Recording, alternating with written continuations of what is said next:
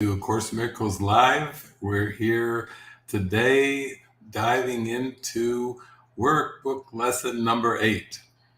And that is so beautiful. As some of you know, during my spiritual process of forgiveness, I really relied on and used lessons 5, 6, 7, 8, almost like a cadence.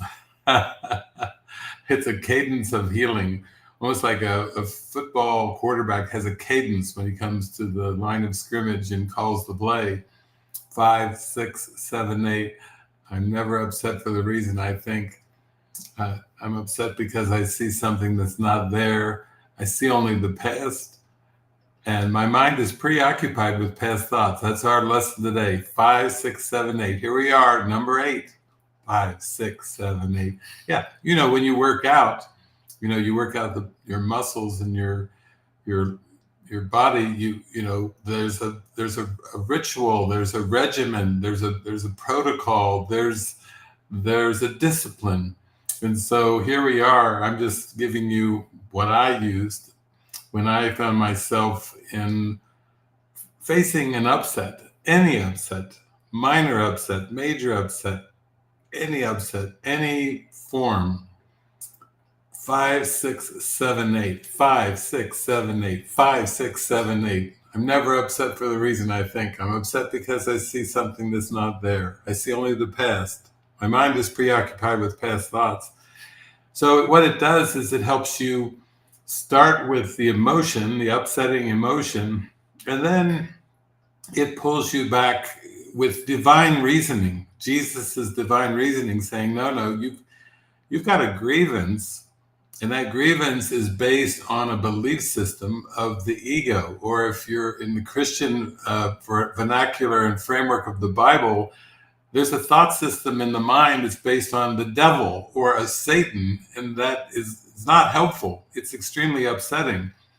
But this belief system sponsors thoughts, and Byron Katie's always saying, I don't believe my thoughts. Well, the only way you cannot believe your thoughts is you have to expose and release all ego beliefs, the ego itself, and then all the ego thoughts are gone automatically, right? Because it's the ego that generates these unconscious thoughts that come up into awareness as attack thoughts. And some of them are attractions to the world, and some of them are repulsions to the world. So the ego is pretty clever and sneaky. It's disguised some of its attack thoughts as attractions. That's pretty sneaky, pretty clever. But you have to get past all of this. So that's why we're doing the workbook of A Course in Miracles. That's why we're opening our hearts to joy, to love, to laughter. We want peace of mind. We want to shine our inner peace to all the world and bring the light of the world, to shine through us. We are the light of the world with Christ. With Christ, we can do all things. Of myself, I can do nothing, but with Christ, I can do all things. This is so precious. So today, day 8, 2024, we're just going to go through lesson number 8. And this, for me, when I was doing 5, 6, 7, 8, 5, 6, 7, 8, I'd start off with the upset and say, okay, I'm not upset for the reason I think. And then I would work it. I'm upset because I'm seeing something that's not there. Literally, that's not there. This is a world of perception. This is a world of projection. God didn't create this world. So that's why I'm upset, because I see something that's not there. We use this term hallucination. The sleeping mind that believes in separation from God is hallucinating a world, hallucinating a whole cosmos. As vast as the cosmos seems to be from the human perspective, it's a hallucination of mind based on the ego belief system that says that there's a separation from God that's occurred, a fall from grace.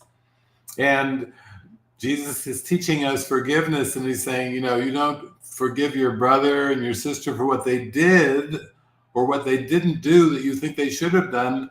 You start to see it's your own perceptual nightmare of linear time that needs to go. The whole thing, mind overhaul. This isn't a tweak. This is a little manifesting tweak. Oh, I'll be happy if I can manifest this or that. It's like, no, I've been mistaken about the whole thing. I've been mistaken about all of time and space. I'm better off if I were wrong about time and space, the way the ego set it up, because I'm never going to know divine happiness if I keep buying into victimization, abuse, all these crazy beliefs. These are beliefs. Don't think God would ever create victimization and abuse and fear and guilt and shame and pain. No, no, no. And also the flip sides, the pleasure too. That's all part of the trick. To convince you you're a body and that you can have some scraps, in what seems to be a very chaotic, hostile world. The ego says, well, there's still a pleasure, psychological, physical pleasure. Scraps. Don't be, you've got the feast of Christ in you. You've got the light of Christ in you. And you don't need to be trying to get scraps of pleasure to offset the pain. Your mind is holy. It's worthy of holiness. It's a creation of God. It's a pure creation of God. You have deep down in there the light in a pure heart. So don't be settling for anything less. So let's do lesson 8. I get excited about these lessons. This is the fourth of my go-tos, 5, 6, 7, 8. My mind is preoccupied with past thoughts. This idea is, of course, the reason why you see only the past. No one really sees anything. He sees only his thoughts projected outward. The mind's preoccupation with the past is the cause of the misconception about time from which your seeing suffers. Your mind cannot grasp the present, which is the only time there is. It therefore cannot understand time and cannot, in fact, understand anything. There it is. Sleeping mind can't understand anything. The next time you say, I want to understand, have that be the prayer of your heart. But really, when you pray and say, I want to understand, you're really praying for inner peace, because peace and understanding go together and can't be found apart. So you're not going to find inner peace by rearranging the pieces of the illusory puzzle. It's like trying to rearrange the deck chairs of the Titanic. The ship is sunk. The ship is going down. The ship is already down. I mean, what was made by the ego, invented, is fictitious. It's ridiculous. Don't try to rearrange the pieces and think that you want different pieces, or you want to be a better piece, or compare one piece to another. That's just not going to work. The one wholly true thought one can hold about the past is that it is not here. To think about it at all is therefore to think about illusions.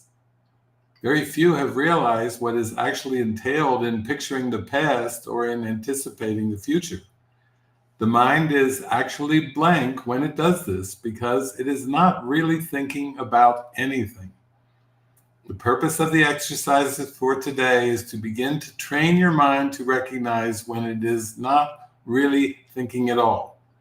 While thoughtless ideas preoccupy your mind, the truth is blocked.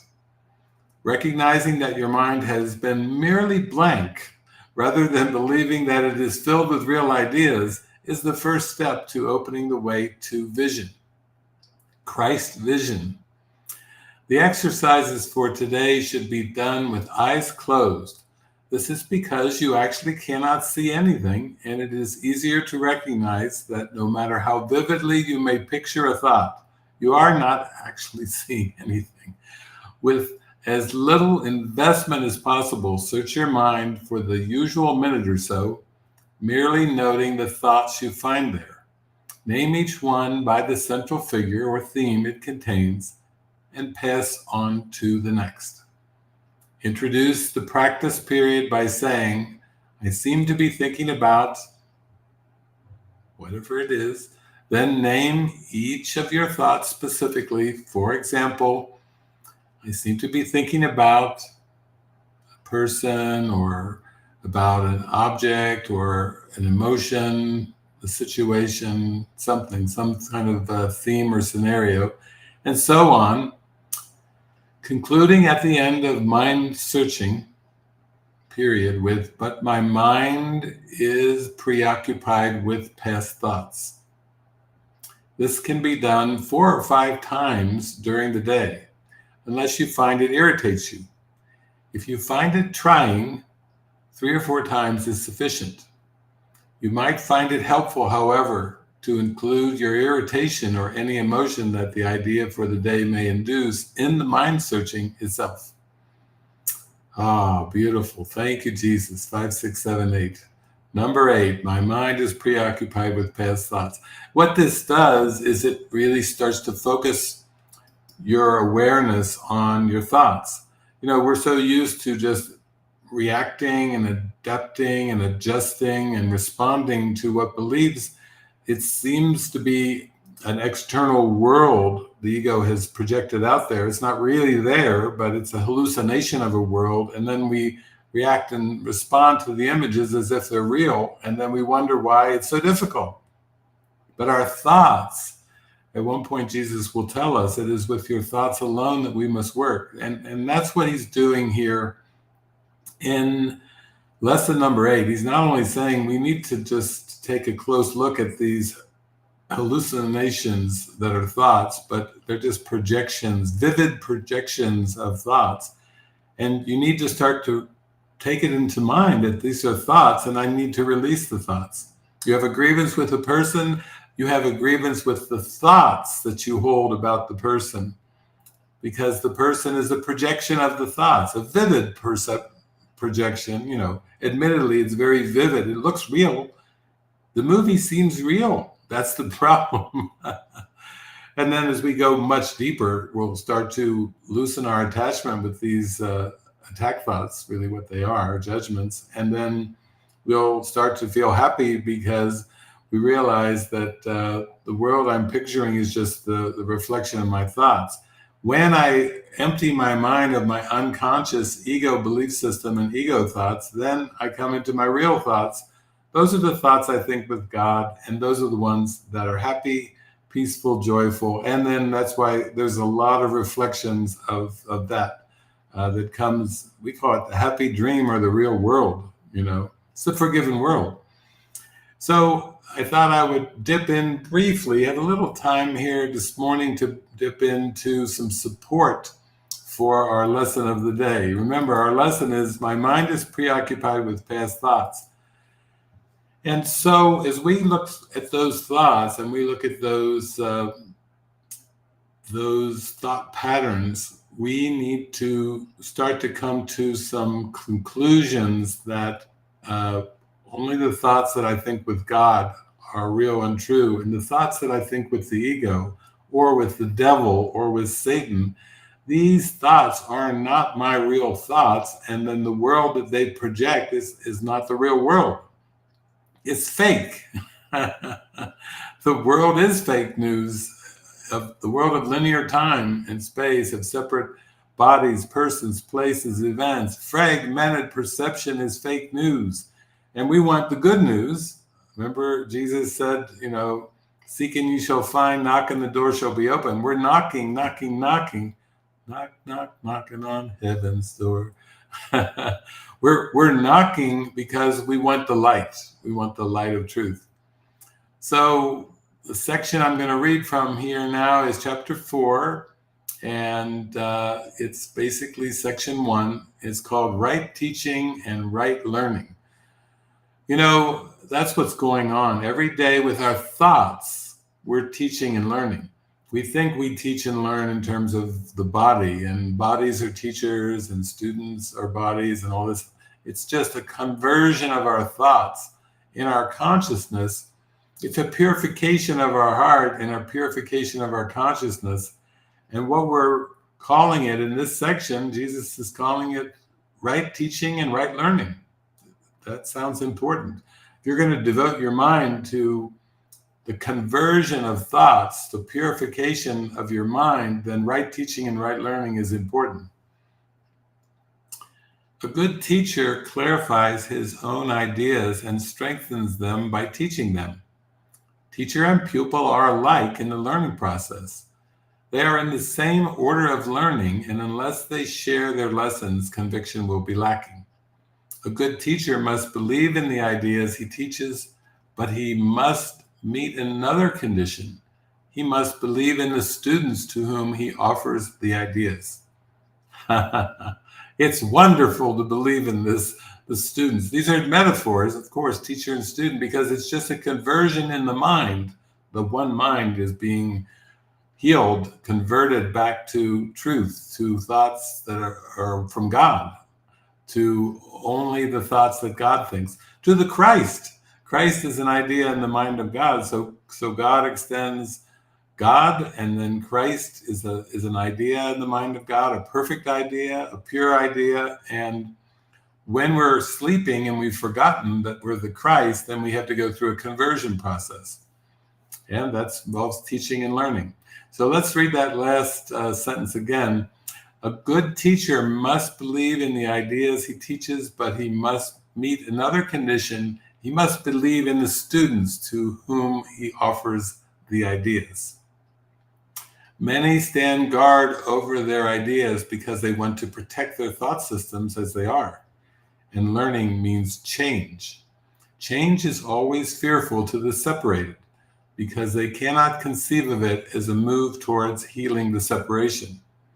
They always perceive it as a move toward further separation because the separation was their first experience of change. You believe that if you allow no change to enter into your ego, you will find peace. This profound confusion is possible only if you maintain that the same thought system can stand on two foundations. Nothing can reach spirit from ego, and nothing can reach the ego from spirit. Spirit can neither strengthen the ego nor reduce the conflict within it. The ego is a contradiction. Your small self and God's big self are in opposition. They are opposed in source, in direction, and in outcome. They are fundamentally irreconcilable because spirit cannot perceive and the ego cannot know. They are therefore not in communication and can never be in communication. No mollycoddling the ego. The spirit and the ego don't meet, they don't mix. They are therefore not in communication and can never be in communication. Nevertheless, the ego can learn even though its maker can be misguided. He cannot, however, make the total lifeless out of the life given. Spirit need not be taught, but the ego must be. Learning is ultimately perceived as frightening because it leads to the relinquishment, not the destruction of the ego, to the light of spirit. That's a key. Leads to the relinquishment, not the destruction of the ego, to the light of spirit. So all learning is learning how to forgive, which means give all ego beliefs and thoughts over to the light of spirit, and then they disappear. It's in the Bible. Perfect love casts out fear. There it is. This is the change the ego must fear because it does not share my charity. My lesson was like yours, and because I learned it, I can teach it. I will never attack your ego, but I am trying to teach you how its thought system arose. When I remind you of your true creation, your ego cannot but respond with fear. Teaching and learning are your greatest strengths now because they enable you to change your mind and help others to change theirs. Refusing to change your mind will not prove that the separation has not occurred. The dreamer who doubts the reality of his dream while he is still dreaming is not really healing his split mind.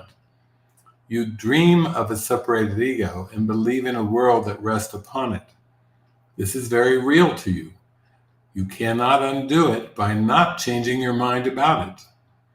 If you are willing to renounce the role of guardian of your thought system and open it to me, I will correct it very gently and lead you back to God. Every good teacher hopes to give his students so much of his own learning that they will one day no longer need him. This is the one true goal of the teacher. Make yourself unnecessary. It is impossible to convince the ego of this because it goes against all of its own laws. But remember that laws are set up to protect the continuity of the system in which the lawmaker believes. It is natural for the ego to try to protect itself once you have made it. But it is not natural for you to want to obey its laws unless you believe them. The ego cannot make this choice because of the nature of its origin. You can because of the nature of yours. Egos can clash in any situation, but spirit cannot clash at all. If you perceive a teacher as merely, quote, a larger ego, you will be afraid, because to enlarge an ego would be to increase anxiety about separation. I will teach with you and live with you if you will think with me, but my goal will always be to absolve you finally from the need for a teacher. So there it is, too. Our lesson for the day: my mind is preoccupied with past thoughts. Jesus is offering us real thoughts, present moment thoughts, presence, thoughts of love, thoughts of joy, thoughts of happiness, thoughts of eternity. Let's be honest. Jesus says, I will teach with you and live with you if you will think with me, but my goal will always be to absolve you finally from the need for a teacher. So basically, we're being told, be God dependent, think with God every day, think with God every moment, think only the thoughts you think with God. We'll come to those workbook lessons. My mind holds only what I think with God, but those will be reviewed many times because it's a conversion process. You know, you have to come to the basic of love, love, love. Like my mind is filled with thoughts of love. My mind is only filled with the thoughts of love. I think of everyone and everything with love, love, love, love, love. That has got to be the way that you wake up to the kingdom of heaven, because the kingdom of heaven is love. So of course you have to think thoughts of love to experience the kingdom of heaven. But if you think thoughts of the ego, of linear time and space, then you'll just perceive images as vivid as they may be and as real as they may seem to the ego. They aren't. This is the opposite of the ego-oriented teacher's goal. He is concerned with the effect of his ego on other egos and therefore interprets their interaction as a means of ego preservation. I would not be able to devote myself to teaching if I believe this, and you will not be a devoted teacher as long as you believe it. I am constantly being perceived as a teacher either to be exalted or rejected, but I do not accept either perception for myself. Jesus doesn't recognize himself as a man, so he doesn't care. He doesn't buy into the exalted praise or the rejection because neither are true. So he says, I am constantly being perceived as a teacher either to be exalted or rejected, but I do not accept either perception for myself. Your worth is not established by teaching or learning. Your worth is established by God. As long as you dispute this, everything you do will be fearful, particularly any situation that lends itself to the belief in superiority and inferiority. Teachers must be patient and repeat their lessons until they are learned. I am willing to do this because I have no right to set your learning limits for you. Again, nothing you do or think or wish or make is necessary to establish your worth. It's God that establishes our worth.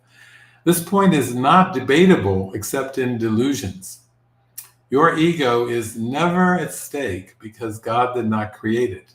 Your spirit is never at stake because he did. Any confusion on this point is delusional, and no form of devotion is possible as long as this delusion lasts. The ego tries to exploit all situations into forms of praise for itself in order to overcome its doubts. It will remain doubtful as long as you believe in its existence. You who made it cannot trust it, because in your right mind you realize it is not real. The only sane solution is not to try to change reality, which is indeed a fearful attempt, but to accept it as it is. Accept reality as it is. Accept spirit as God is. Accept infinity as it is. Don't try to tell reality what it is. Accept it. Accept it. Don't try to create your own reality. Reality is already created by God. All you have to do is accept it. You see, this is really not New Age at all.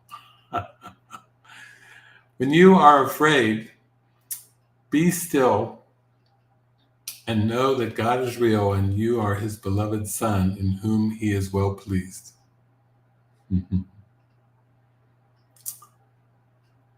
Here's a sentence. You are part of reality which stands unchanged beyond the reach of your ego, but within easy reach of spirit. When you are afraid, be still and know that God is real and you are his beloved Son in whom he is well pleased. Do not let your ego dispute this, because the ego cannot know what is as far beyond its reach as you are. God is not the author of fear, you are. You have chosen to create unlike him and have therefore made fear for yourself. You are not at peace because you are not fulfilling your function. God gave you a very lofty function that you are not meeting.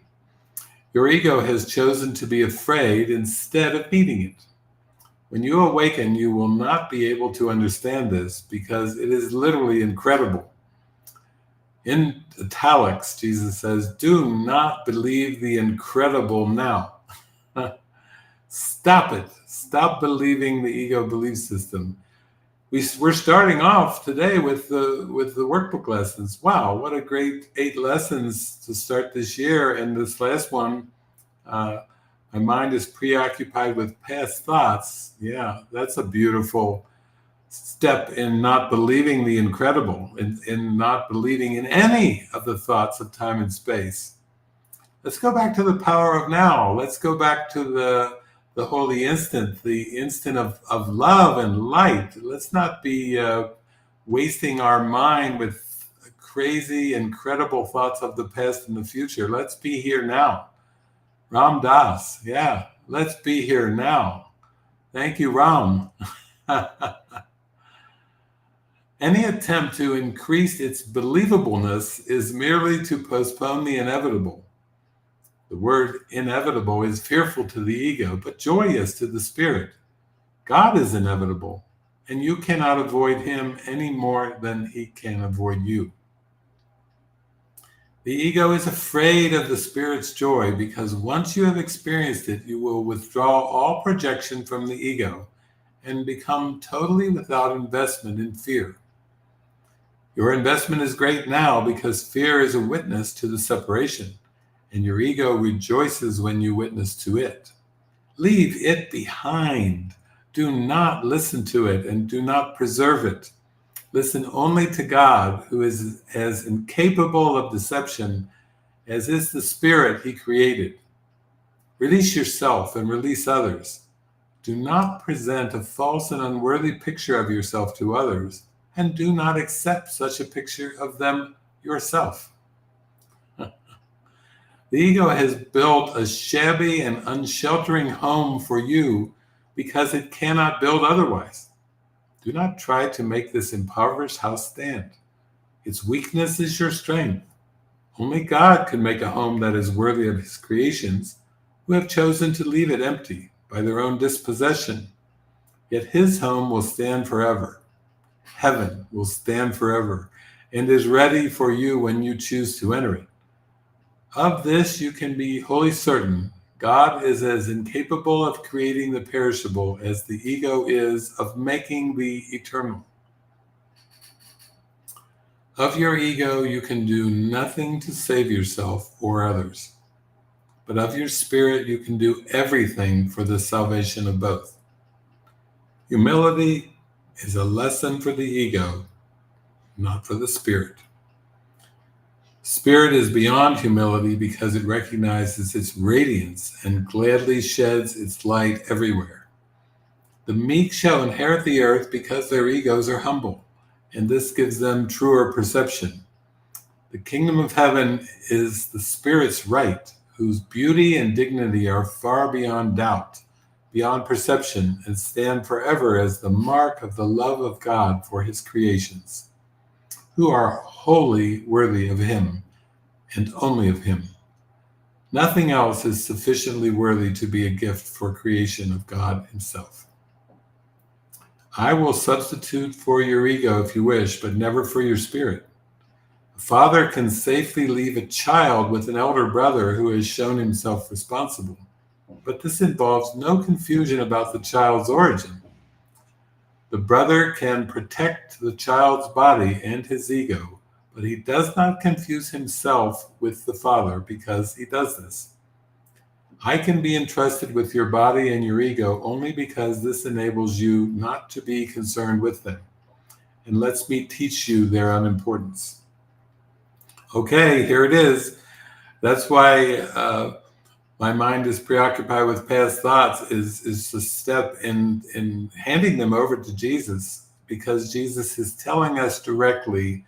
He's saying, I can be entrusted with your body and your ego only because this enables you not to be concerned with them and lets me teach you their unimportance. He's saying, take no care for what you shall eat or drink. Yeah. He's saying, I can be entrusted with your body and your ego. He's saying, take no care for these crazy judgments. Give them to me and they will disappear. He's saying, don't be concerned with the future, with your career, with your survival. I can be entrusted with your body and your ego only because this enables you not to be concerned with them. How are you going to live an inspired, happy, joyful life unless you entrust your body and your ego to Jesus and let him arrange time and space and handle everything? Handle the economics, handle the finances, handle the whatever, the food, the shelter, the clothing, handle the relationships, handle everything. Take it all. Take it all. That's all you have to do right now is just pray right now. Jesus, take it all. You said you can be entrusted with my body and my ego, so I'm giving them to you. And now you give me the guidance to serve you. You give me the guidance to remember the kingdom of heaven. That's what I want. And then he says, I could not understand their importance to you if I had not once been tempted to believe in them myself. Of course, Jesus had to go through the same lessons and temptations that all of us do. We're all the same one. We're all equal. We all want to reach God, and Jesus did. And now he's giving us some instructions, like, please read my instructions and please practice them. Please practice these lessons. Please read my text. While you're at it, pop into the manual for teachers too. You know, I'm training you to be a teacher of God, a miracle worker, a minister of God. Let's get with the program here. Let's go for the joy. Let's go for the joy. Let's not mess around here. We can't mess it up anyway, so why not dive in? Why would we wait another second? Why would we delay? Let us undertake to learn this lesson together so we can be free of them together. I need devoted teachers who share my aim of healing the mind. Spirit is far beyond the need of your protection or mine. Remember this.